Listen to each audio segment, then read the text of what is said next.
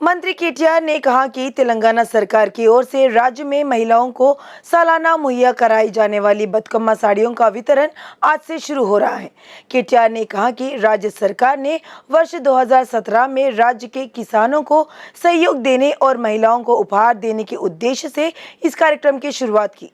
बदकम्मा साड़ी वितरण कार्यक्रम आज से शुरू हो रहा है। मंत्री केटीआर ने कहा कि मंत्रियों, विधायकों और अन्य जनप्रतिनिधियों के हाथों बदकम्मा साड़ियों का वितरण राज्य स्तर पर किया जा रहा है। उन्होंने कहा कि साड़ियों के वितरण के लिए वे पहले ही सभी जिलों के कलेक्टरों के साथ समन्वय कर चुके हैं।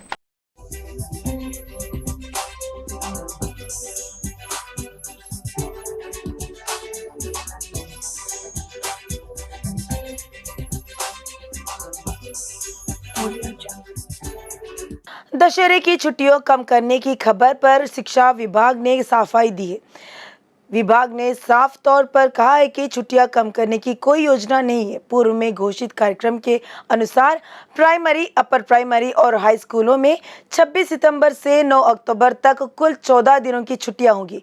स्कूल शिक्षा अधिकारियों ने कहा कि छात्रों, शिक्षकों और अभिभावकों को चिंता करने की जरूरत नहीं है।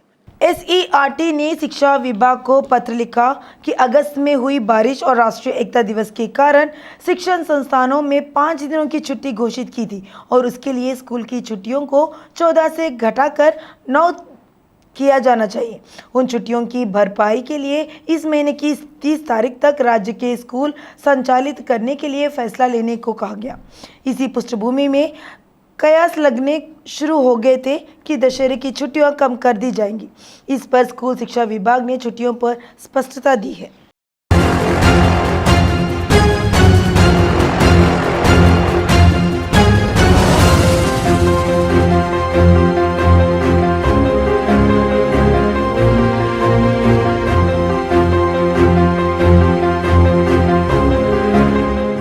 मंत्री तलसानी श्रीनिवास यादव ने कहा कि देश में कई कल्याणकारी योजनाओं को लागू करने का श्रेय सीएम केसीआर को जाता है। उन्होंने नामपल्ली एग्जीबिशन ग्राउंड्स में लाभार्थियों को पेंशन पात्रता कार्ड सौंपे। उन्होंने कहा कि गोशामहल निर्वाचन क्षेत्र में कुल 9,000 लाभार्थियों को पेंशन दी जा रही है। 3,300 लोगों को नए पेंशन कार्ड बांटे जा रहे हैं। मंत्री तलसानी ने कहा कि पूर्व में 200 रुपये पेंशन राशि के लिए कार्यालयों का चक्कर काटने पड़ते थे। खैरताबाद के विधायक दानम नागेंद्र ने कहा कि तेलंगाना की संस्कृति और परंपराओं को पूरी दुनिया को बताने का श्रेय टीआरएस के नेतृत्व में बनी सरकार को जाता है। राज्य सरकार द्वारा महत्वाकांक्षी रूप से शुरू किए गए बदकम्मा साड़ियां वितरण कार्यक्रम खैरताबाद डिवीजन में विधायक दानम नागेंद्र और पुस्तकालय अध्यक्ष प्रसन्न के साथ शुरू किया गया। इस मौके पर विधायक दानम नागेंद्र ने कहा कि जो कल्याणकारी योजनाएं देश के अन्य किसी भी राज्य में उपलब्ध नहीं है, उन्हें मुख्यमंत्री केसीआर की पहल से तेलंगाना राज्य में लागू किया जा रहा है। चूंकि बदकम्मा उत्सव महिलाओं का त्योहार है, इसलिए हर महिला को नई साड़ी पहनने और जश्न में शामिल होने को कहा गया। तेलंगाना बीजेपी अध्यक्ष बंडी संजय पर बुरी तरह से भड़क गए। टीआरएस सांसद बड़गुल्ला लिंगैया यादव ने कहा कि वह बंडी संजय की बुरे शब्दों की निंदा करते हैं। उन्होंने लोकतंत्र का मजाक करते हुए बयान दिया है जो निंदनीय है। उन्होंने आक्रोश व्यक्त करते हुए कहा कि बंडी संजय मूर्ख की तरह बयान दे रहे हैं। उन्होंने चेतावनी भरे शब्दों में कहा कि अगर दमकम में है तो पीएम मोदी को मनाकर राज्य में दलित बंधु योजना को अमल में लाने को कहे। सांसद ने कहा कि कृषि मोटर पंपों पर बिजली का मीटर लगाने की कोशिश करने पर राज्य के किसान बीजेपी को करारा सबक सिखाएंगे। HCA टिकट घोटाले के मुद्दे पर खेल मंत्री श्रीनिवास गौड़ ने जवाब दिया। उन्होंने चेतावनी भरे शब्दों में कहा कि अगर क्रिकेट मैच में टिकट ब्लैक में बेच देते हैं तो वे चुप नहीं रहेंगे। उन्होंने कहा कि टिकट ऑनलाइन उपलब्ध कराने के लिए कदम उठाने जाने चाहिए। श्रीनिवास गौड़ ने कहा कि टिकट काउंटर पर भी उपलब्ध होंगे। उन्होंने HCA से टिकटों का ब्यूरो देने को कहा। उन्होंने चेतावनी भरे शब्दों में कहा कि स्टेडियम सरकार द्वारा दी गई जमीन पर बनाया गया है। टिकट की काला बाजारी करना उचित नहीं। टिकट के लिए राज्य के सम्मान के साथ खिलवाड़ न करें। मंत्री ने खुलासा किया कि आज की बैठक में टिकट के मुद्दे पर चर्चा की जाएगी। बीजेपी प्रदेश अध्यक्ष बंडी संजय ने कहा कि पीएफआई ने वर्ष 2040 तक भारत को इस्लामिक स्टेट बनाने की साजिश रची है। उन्होंने प्रजा संग्राम पदयात्रा के दौरान नागौल में आयोजित बैठक में महत्वपूर्ण टिप्पणी की है। एमआईएम की छत्र छाया में काम कर रहे हैं। संजय ने आरोप लगाया कि टीआरएस का संबंध पीएफआई से है। टीआरएस उस संस्था का पोषण कर रही है। रिटर्निंग ऑफिसर राजमोहन उन्नीतन ने कहा कि टीपीसीसी के नए सदस्यों की नियुक्ति रेड रोज पैलेस में शांतिपूर्ण तरीके से हुई। उन्होंने कहा कि तेलंगाना में डिजिटल सदस्यता अभियान सफलतापूर्वक पूरा कर लिया गया है। गांधी भवन में मीडिया मीट का आयोजन किया गया। राजमोहन ने कहा कि सदस्यता अभियान के मामले में तेलंगाना देश में दूसरे नंबर पर है। आज हुई बैठक में पीसीसी और एआईसीसी से जुड़े राजनीतिक प्रस्ताव पेश किए गए। रिटर्निंग ऑफिसर राजमोहन उन्नीतन ने बताया कि दोनों प्रस्तावों को सर्वसम्मति से मंजूर किया गया। बीजेपी प्रदेश महासचिव गुज्जला प्रेमंदर रेड्डी ने कहा कि केंद्रीय मंत्रियों ने संसद प्रवास योजना के अंतर्गत राज्य के 9 संसदीय क्षेत्रों का केंद्रीय मंत्रियों ने दौरा किया। दूसरे चरण के अंतर्गत केंद्रीय मंत्री प्रहलाद जोशी कल यानी 23 और परसों 24 तारीख को चेवेला संसद सेगमेंट का दौरा करेंगे और बीएल वर्मा 24 और 25 तारीख को वरंगल संसद सेगमेंट का दौरा करेंगे। इस मौके पर उन्होंने कहा कि वह विभिन्न कार्यक्रमों में उपस्थित रहेंगे। छावनी के छठे वार्ड के अंतर्गत साईबाबा कॉलोनी में घटना घटी।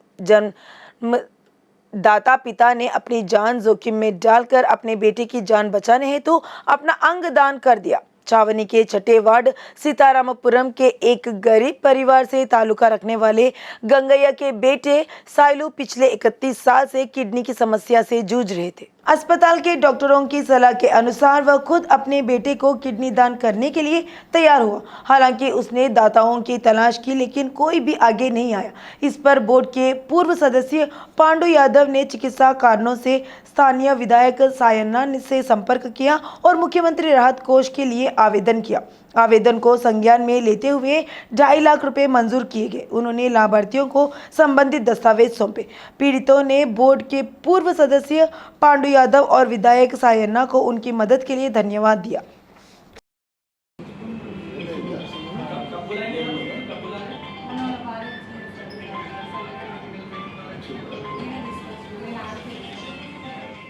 बंडी संजय प्रजा संग्राम यात्रा की समापन सभा आज पेद्दा अंबरपेट में होगी। बंडी संजय पदयात्रा को 100 दिन हो चुके हैं। सभी पदयात्राओं को मिलाकर संजय ने 1238 किलोमीटर की दूरी तय की। 46 विधानसभा क्षेत्रों में बंडी संजय की पदयात्रा सफलतापूर्वक संपन्न हुई।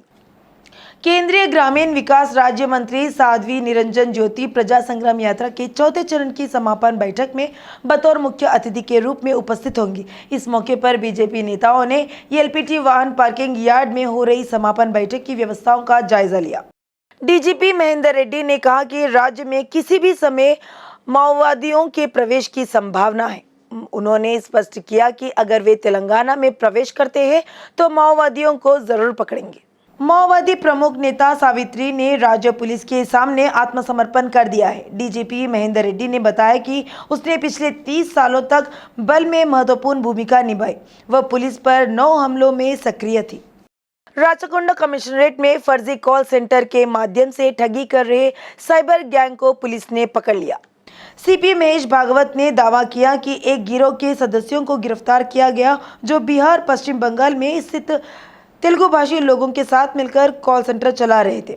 उन्होंने बताया कि इस मामले में कुल 9 लोगों को गिरफ्तार किया गया। सीपी महेश भागवत ने बताया कि यह गैंग कोलकाता में फर्जी कॉल सेंटर चला रहा था। संगारेड्डी जिला परिषद उपाध्यक्ष जिन्नाराम मंडल जेडपीटीसी कुंचाला प्रभाकर ने गोद लिए ग्राम उटलो में किसानों ने मांग की है कि जेडपीटीसी को किसानों की समस्याओं की अनदेखी के लिए अपने पद से तुरंत इस्तीफा देना चाहिए। इसके अलावा तमाम किसान जन्नाराम मंडल के तहसीलदार दशरथ के समर्थन में खड़े हुए, जिन्होंने कई सालों से समस्या का समाधान किया। पूर्व प्रधानमंत्री मनमोहन सिंह के कार्यकाल में 88 किसानों को 89 एकड़ जमीन बांटी गई, लेकिन अधिकारियों की गौर लापरवाही के चलते किसानों को उनकी जमीन की सीमा नहीं दिखाई गई। भूमि अभिलेखों में कुछ किसानों के नाम पर एक और लापरवाही का कार्य था। कोई परिणाम नहीं निकला। जेडपीटीसी ने कुंचल प्रभाकर का पुतला फूंका। टीएसआरटीसी एमडी सज्जनार ने कहा कि टीएसआरटीसी का रथ प्रगति की ओर बढ़ रहा है। बस भवन में आयोजित बैठक को एमडी सज्जनार और आरटीसी चेयरमैन बाजिरेड्डी गोवर्धन रेड्डी ने संबोधित किया। सज्जनार ने कहा कि उन्होंने बेहद कठिन परिस्थिति में अध्यक्ष का पदभार ग्रहण किया। सीपीआई राष्ट्रीय सचिव डॉक्टर के नारायण ने कहा कि 14 से 18 अक्टूबर के दौरान विजयवाड़ा में होने वाली सीपीआई की 24वीं राष्ट्रीय महासभा देश की राजनीति और नीतियों में हो रहे बदलाव के संदर्भ में महत्वपूर्ण है। उन्होंने कहा कि इस सम्मेलन के माध्यम से राष्ट्रीय स्तर पर बीजेपी विरोधी दलों के बीच एकता को मजबूत करने का प्रयास किया जाएगा। हैदराबाद के श्री सत्य साई कॉरपोरेशन में 8 दिवसीय इंडियन सिल्क एक्सपो शुरू हो गया है।